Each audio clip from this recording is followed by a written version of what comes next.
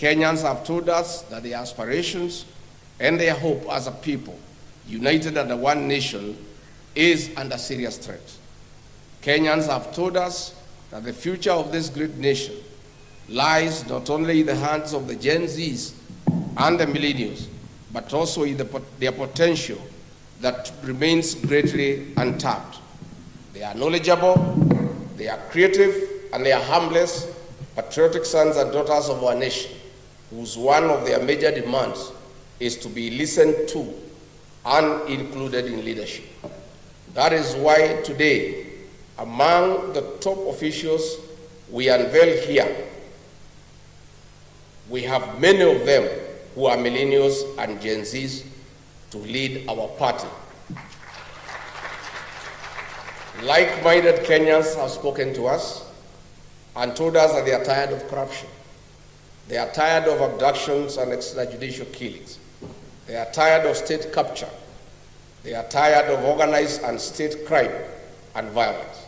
Kenyans have told us that they need a peaceful nation where the rule of law is respected, where education system is working, and where health care is not a privilege but a right.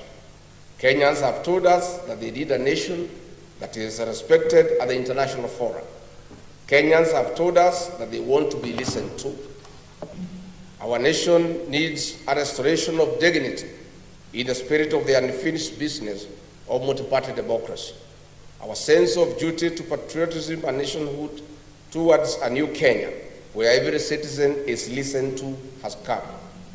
My countrymen, it is time to provide a conducive environment for peace, justice, and speedy restoration of development, respect for the rule of law and human rights. It is time for liberation of our beloved country. It is time for our nation to take off socially, economically, and politically. History will be kind to us for taking a bold move to listening to each other.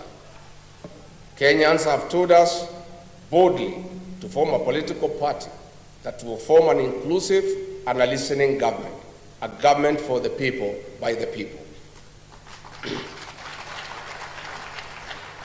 Consequently, we took the challenge to a cause that many Kenyans believe in.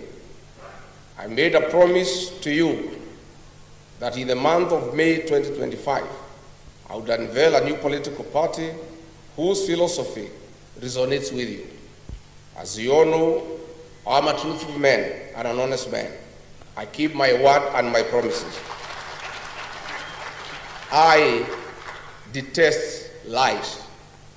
And that is why I disagreed with the liar number one.